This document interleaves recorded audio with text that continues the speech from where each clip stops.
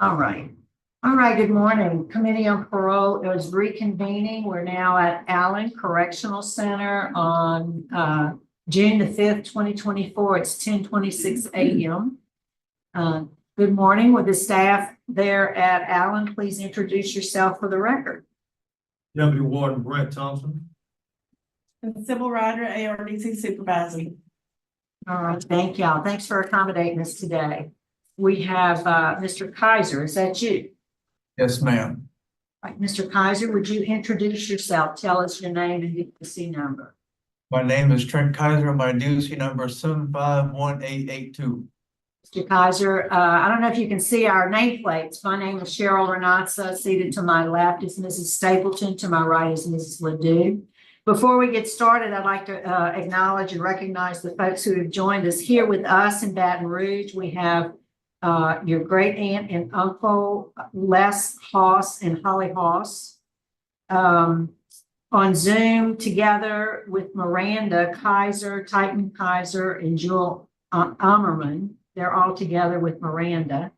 On Zoom, we have Christine Ellerbrock, a friend, and then also Mary Heater, your other grandmother, and Titan and your grandmother Mary will be speaking, and here your great uncle Les will be speaking on your behalf, and we'll call them in at the appropriate time to do so.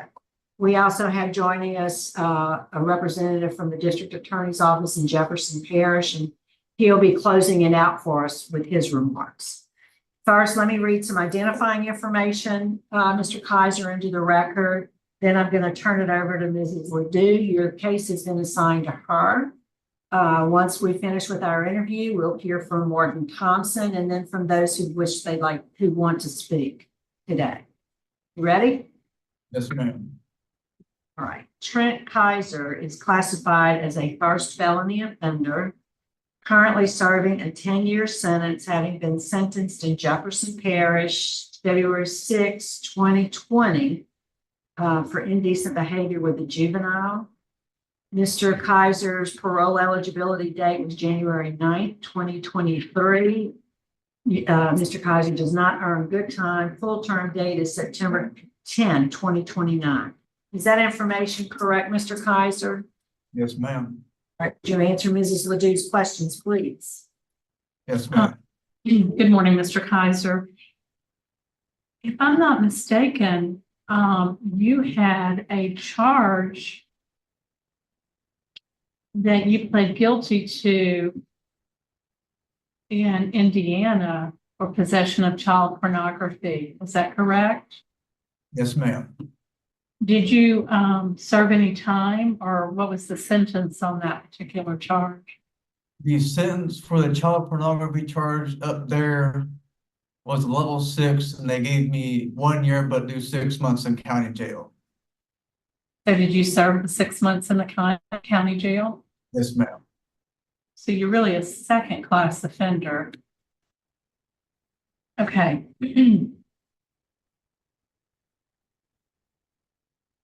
How long have you had the problem with child pornography addiction and concerns?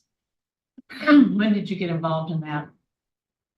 Really, I was never involved in actual child pornography itself, but I have had an issue with pornography just in general, like videos and pictures from other women, but just child pornography, I've never had an issue with that in particular.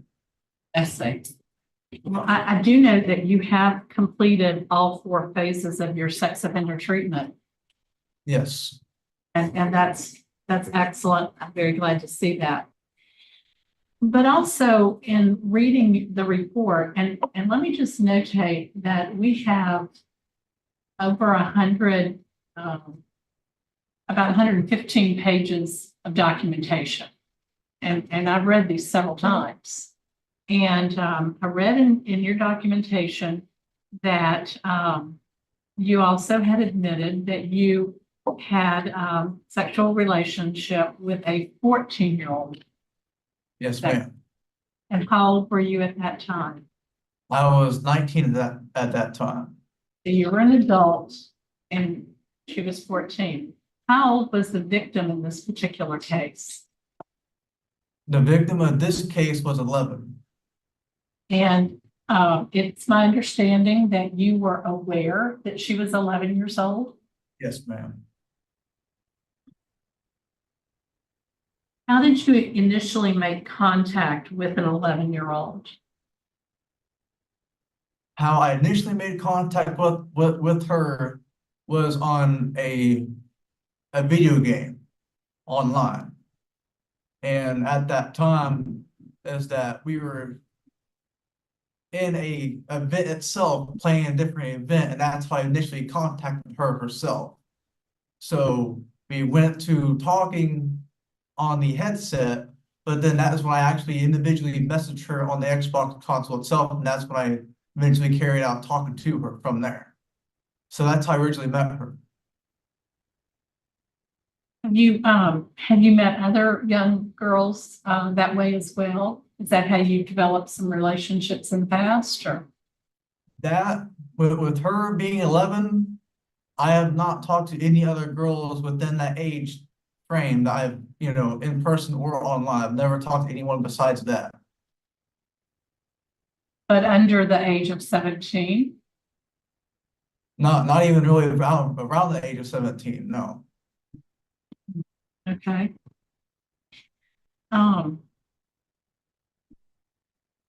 So tell me how you feel about that. I noticed that you have a child. Do you have a child? Yes, ma'am. Boy or girl? A girl.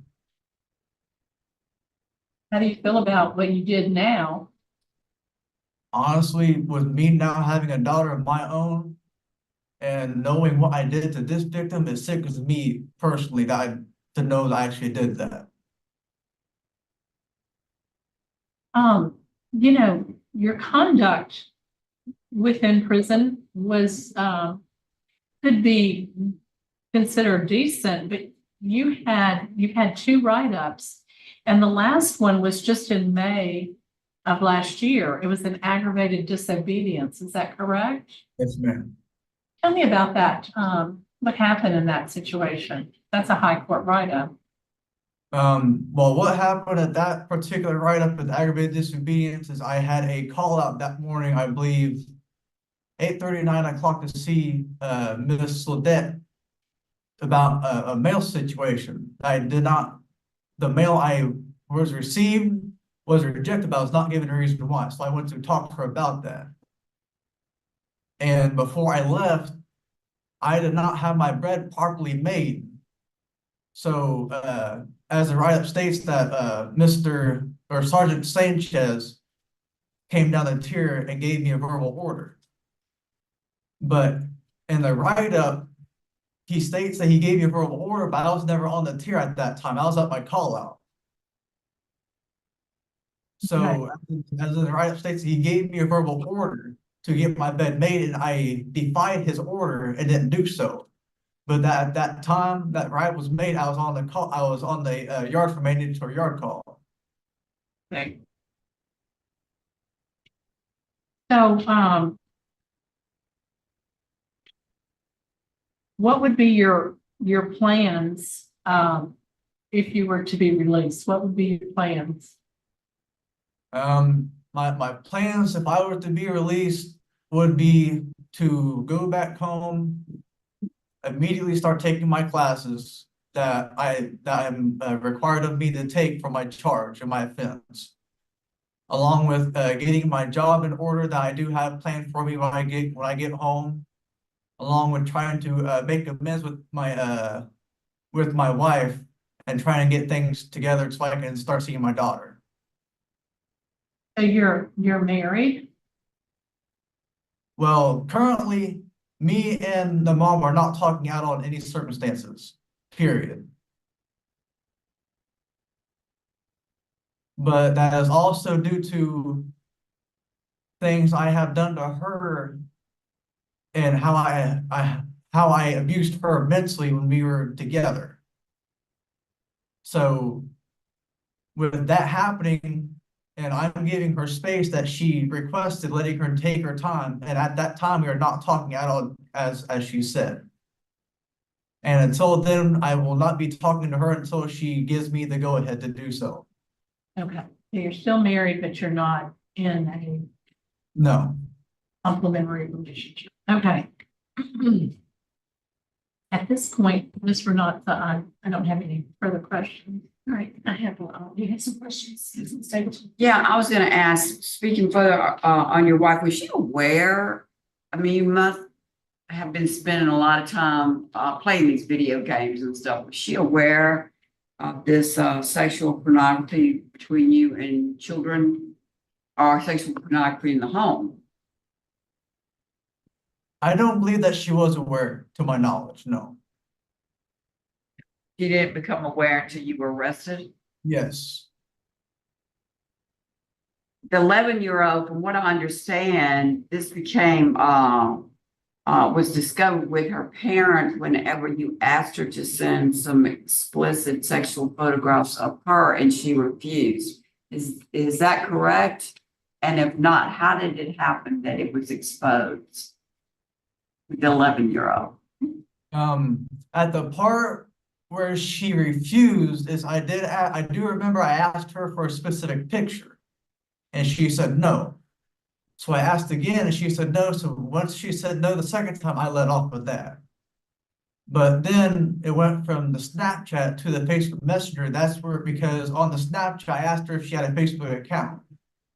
And that was she gave me her full name. So that is why I hit her up on the Facebook Messenger and started talking to her from there also. And that's where everything else ensued. As for other pictures and videos, whatever else I said. And so the sexually explicit videos and pictures were exclusively coming from you to the 11-year-old, because I know you had sex, you just admitted to, with a 14-year-old. And that was another incident. So that was in Indiana, correct? Yes, ma'am. Are you from Indiana? Yes, ma'am. You are. So that child was in your area, correct? Yeah, my same county jail, yes. Did you meet her the same way through Facebook? Was it something like that? Me and her went to school together, but different grades. Okay. All right. But we didn't start really talking until Facebook. So Facebook again Yeah. was introduced y'all to each other, and then it became more of a conversation. Did you send her sexually explicit photos too, like you did the 11-year-old? Did she get that ahead of time? Y'all just met up and did you have sex then? And Yes, ma'am. did it continue? How was that discovered? We only had, to my knowledge, it only happened once that we actually had sex. Okay.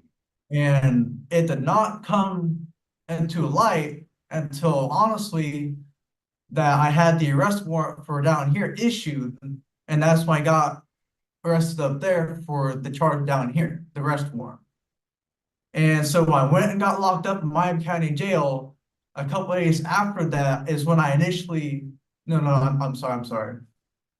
I confessed to them when they came and got me for my arrest warrant at the same time they spoke to me. That is when I went to the police state post and I did a polygraph on that. That is when it came to light. I understand. Okay, I was just wondering, it's so far away, Indiana and Louisiana, how that happened. And I know you've taken the sexual offender courses, so I'm sure they talked to you about the consequences of the horrible nature for a child to see the kind of pictures that you sent to them, right? As for the victim impact, it did help me to see the bigger picture of how not you, but how the victim in particular was hurt. Like as for her, I know that she's been through a lot of stuff since that day has happened, and that she has gone through a life-changing event that she may not be, that she will need therapy with, just help with professionals. So Right. in that regard, I do understand completely now what I have put her through.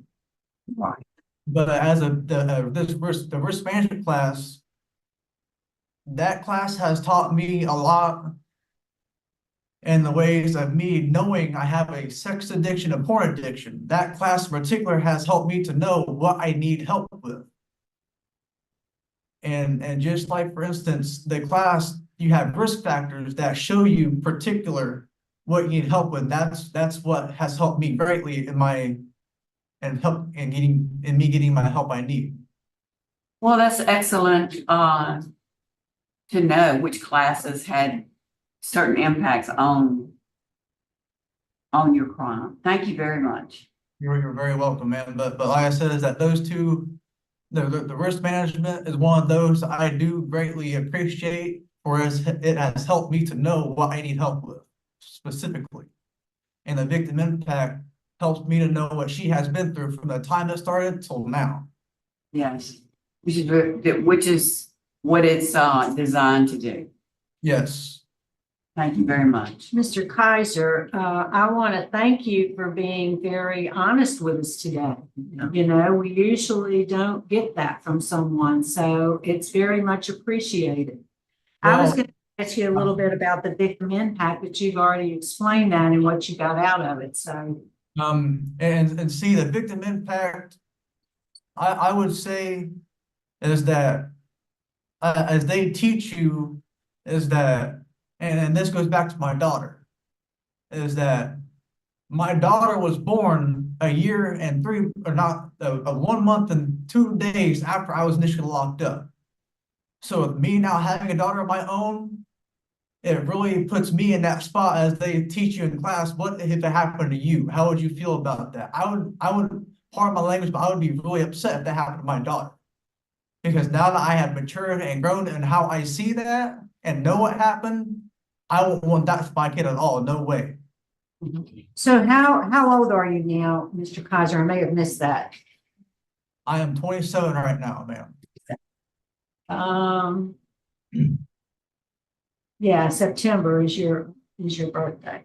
And you've been in jail how long here in Louisiana? I got sentenced February 6th of 2020, but I did not get extradited down here until September 12th of 2019. But you were in jail in Indiana during that time? Yes, doing both jail time and prison time. Right. So how much time have you been in jail altogether? I would say roughly, with the 7 years down here, the 2 up there, roughly 9 years altogether. No, about 7, 8 years altogether. My bad. So I don't have any other questions of you. Warden Thompson, is there anything you can add to the conversation? No comments, please.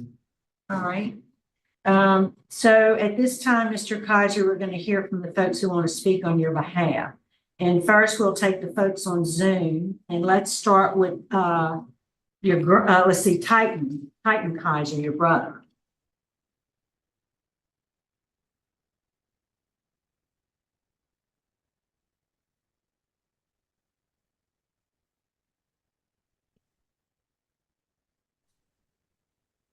Hello, can you hear me? Yes, we can. Okay. 1 second. Sure. Can you still hear me?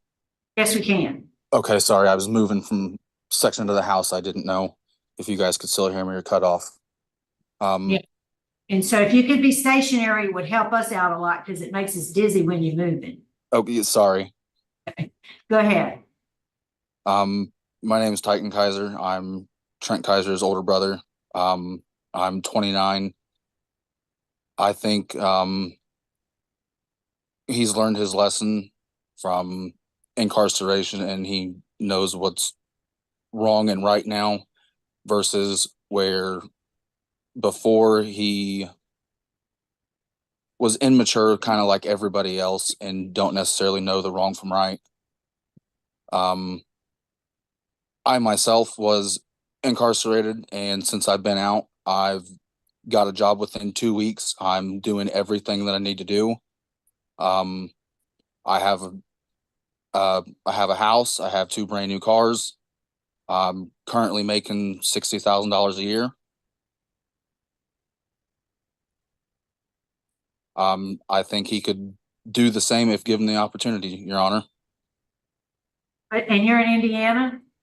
Yes, I'm in Indiana as well. Well, good. Well, congratulations on your success and thanks for taking the time to speak with us this morning. I understand your grandmother, Ms. Jewel, is there also. She has declined to speak in favor of allowing some other speakers. So we'll go ahead and move on to Ms. Mary Heater, also grandmother.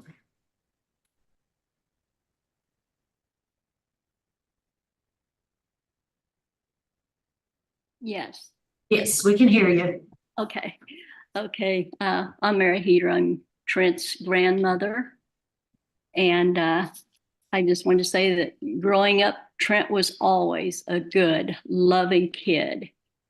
He had a learning disability, which caused him to struggle through school, but he still managed to graduate high school when he was 19. He never caused trouble and never got in any trouble throughout his childhood. Trent lived most of his life with me or within walking distance of my house. Trent never did drugs or drink. On his 21st birthday, he wanted to have a campfire with family instead of going to a bar like most kids do when they turn 21. Trent was baptized after he was incarcerated. He has taken many Bible study classes and has a good number of certificates for completion of those studies. While incarcerated, Trent has completed all of his required classes, and I feel he has learned a lot through them. Trent will be living with me when he is paroled. He has a lot of family members that are ready to step up and help him get back on his feet when he gets out. I would just ask that you will approve his parole so that he can become the productive young man that I know he is capable of. Thank you. We appreciate you taking the time to be with us, Ms. Heater.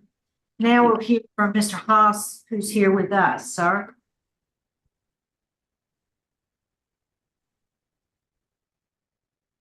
Thank you and good morning.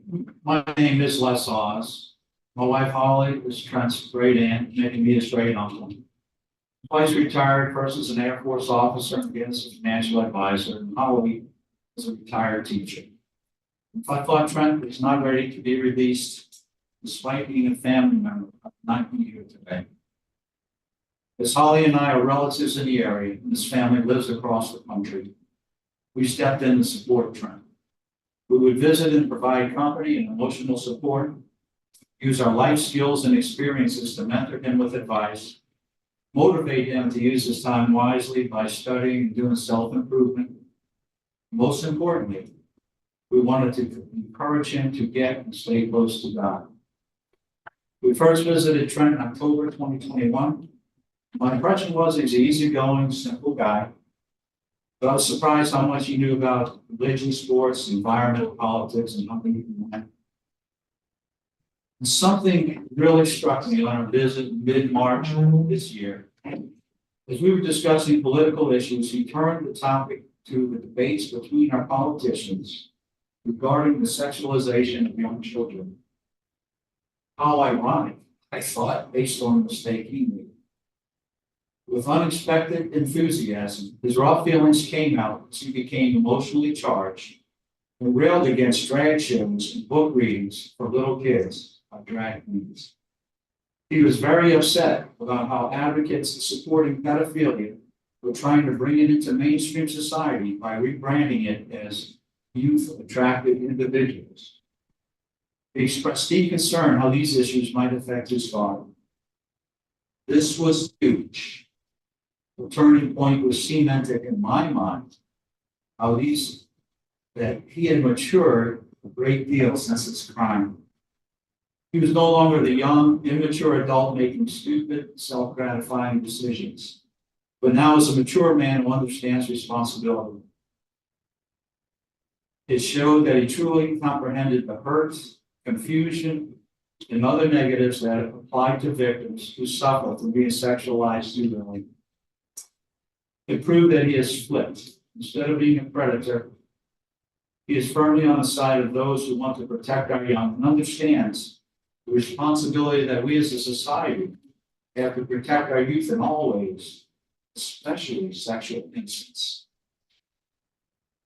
Trent has never met his 6-year-old daughter, still in her formative years, and needing her father's love and support. I have no doubt that Trent is ready to step into that role. There are many negative statistics about daughters growing up without fathers, and perhaps he can help her overcome or at least mitigate the probability of some of these negative outcomes. A major concern I have is that staying in prison may result in him being picked on. Though he's nonviolent and would never initiate a fight, he is thin and slight in build, and an easy target for troublemakers. If he stands up for himself, he may end up in trouble, perhaps starting a downward spiral, decreasing his sentence of being denied parole. As mentioned earlier, Holly and I had a goal to mentor Trent about his spirituality. We found he did not attend any church services and was mostly unfamiliar with organized religion. He did inform us, however, that he was taking a Bible study course and was praying with a few guys with special intentions for loved ones. We were surprised that he listened to American Family Radio, Christian-based program.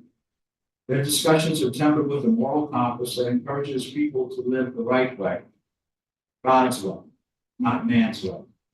It's uncommon for young adults to listen to moral-based religious talk radio, and I think this says a lot about where Trent is.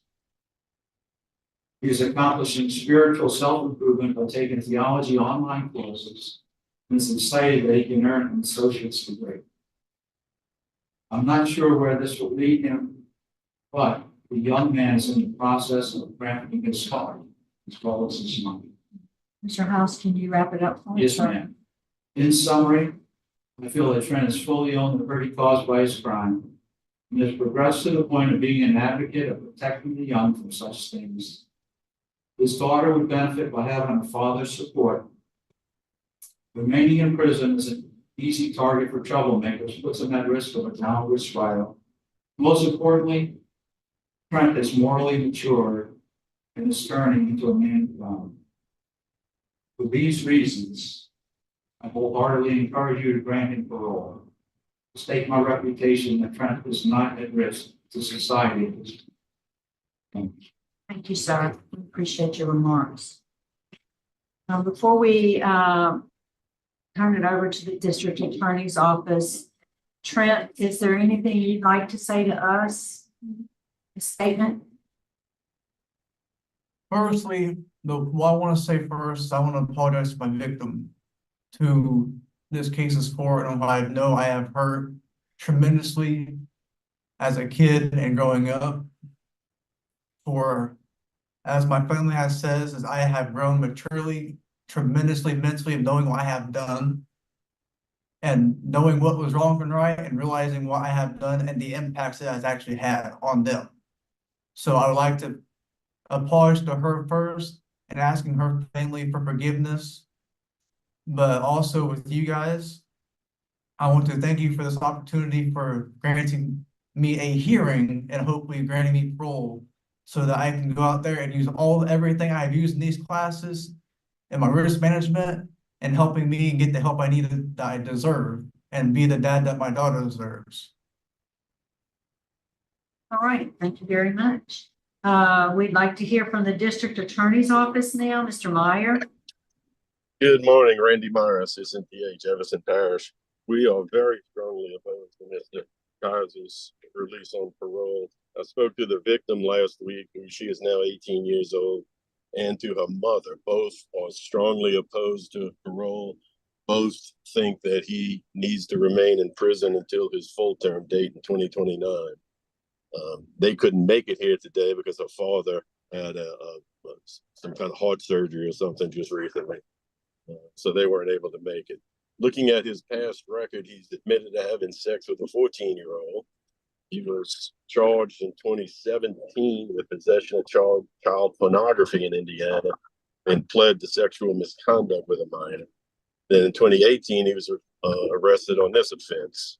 I'm not going to get into the details of the pictures that were sent, the requests that he was doing, but suffice to say, this is a horrible crime. I think his record indicates he's a sexual predator, he's a pedophile, and he needs to remain in jail for his entire sentence. Thank you. We appreciate your input. I think the panel is prepared for that. Mrs. Ledoux. And, this has been an excellent interview with you. You've done a great job of communicating what you've learned and your remorse and your self-awareness. Trent, sometimes it's just not in your best interest to be released. And today I'm going to deny your parole. I think that you need just a little bit more time to mature. I think the awareness of what you've done is going to motivate you to be an excellent person when you are given the chance to go back home. But today, my vote is to deny. Mrs. Stapleton. Trent, I was glad to hear your victim accountability statement where you actually put your daughter's face on your victims. That's one of the most important things about learning accountability, if you can make it personal. And the victim, if it were you or somebody that you loved, and you did go there. So I was very glad to hear that. But that aside, my vote today is to revoke based upon the nature of your crime and the age of your victims. Deny. I'm so sorry. Deny. Right. Mr. Kaiser, I agree with my colleagues. I think you're on the right track. I think you've got some work to do. And when you're finally given the opportunity to get out, I think you'll be a contributing member of society. But based on the opposition that we've heard today from the victim and the DA's office, my vote today is to deny your own. Good luck to you, Mr. Kaiser. Good luck to you. Thank you, ma'am, and thank you for this opportunity. Thank you. Ward Thompson, thanks for accommodating us. We're going to sign off at 10:58. Thank you all as well.